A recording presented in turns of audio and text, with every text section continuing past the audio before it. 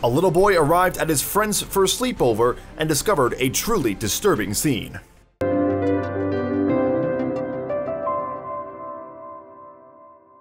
It's summer in northern Delaware, and a young boy is on his way to a sleepover at the Edwards family home. But when he arrives, he stumbles across a scene more terrible than anything he could have imagined. Something awful has happened in this small community, a tragedy that will send shockwaves across the nation. In July 2018, Julie Edwards was living with her children in Price's Corner, a community located some 5 miles west of Wilmington, Delaware. Husband Matthew, meanwhile, spent his time in North Carolina after relocating there for work. And after having married back in 2010, the couple had 2 sons, 6-year-old Jacob and 3-year-old Paxton, as well as a daughter, 4-year-old Erin Lee. Jacob, the family's oldest child, was diagnosed with a condition called Williams syndrome, a condition that causes learning challenges and affects facial features. But instead of letting herself become overwhelmed by the stresses of special needs parenting, Julie dedicated herself to providing the best possible life for her son. Furthermore, as a regional director of the Williams Syndrome Association, Julie helped support other parents struggling to raise children with special needs. In her spare time, she also earned the family some extra cash by selling products such as clothing and toiletries. And according to Molly Merrill, a mom who had met Julie at a daycare center they had both used, Julie was a shining example for parents with special needs children.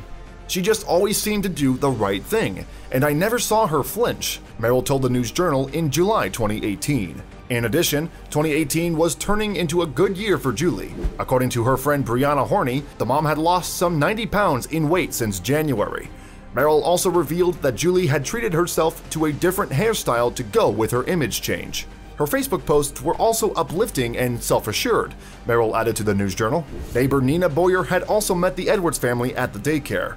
In 2015, Brinley had entered the facility, and Boyer had worked with her in the toddler room. Brinley was then joined by Paxton, the youngest in the family. Paxton just followed his big sister around, and Brinley was my narrator. She was wise beyond her years, 3 going on 23, Boyer explained to the News Journal. Meanwhile, despite his condition, the Edwards' older son, Jacob, was a cheerful boy with a love of music and dance, according to Boyer. And to the neighbors who visited the barbecues and watched the children playing outdoors, the idea of something dark lurking beneath the surface of the Edwards' family life would likely have seemed absurd. However, Julie and Matthew were having marriage troubles. Neighbors said that Matthew had lost a job he was doing locally. As a result, he had taken the position in North Carolina, and according to Julie's friend Horney, the couple were estranged.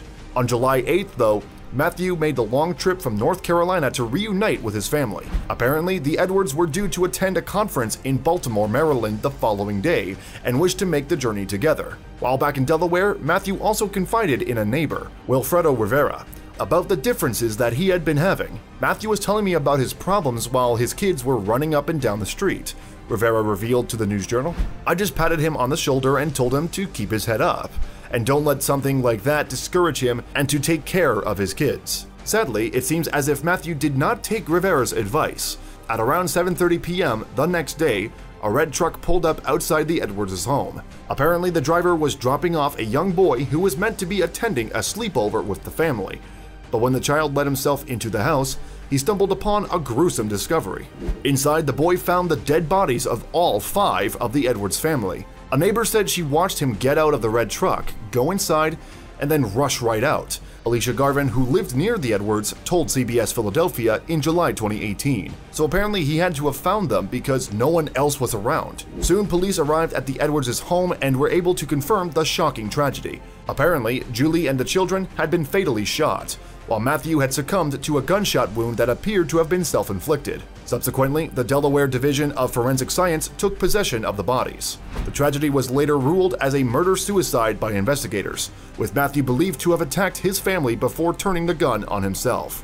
But for the Edwards' neighbors who remember Matthew playing with his kids, the news has apparently been difficult to take on board. What could have caused this seemingly normal family man to commit such a horrific deed? Our kids played together, neighbor Brian Kovenko told the News Journal.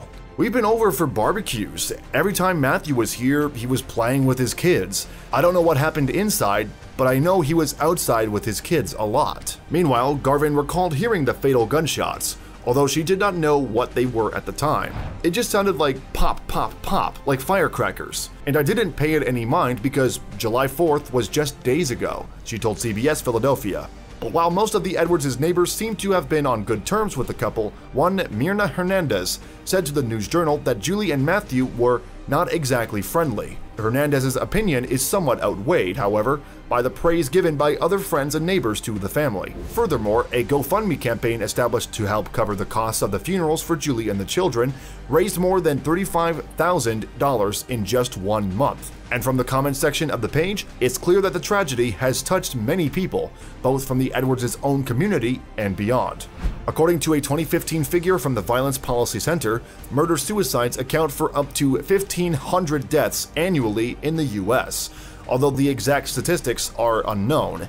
In Price's Corner, though, the horror of such an event has become all too real. It's so unbelievable that something like that would happen here, to people like this, to these children. Stephanie Peterson, the Edwards' babysitter, told ABC News in July 2018. It's just mind-blowing. They didn't deserve this.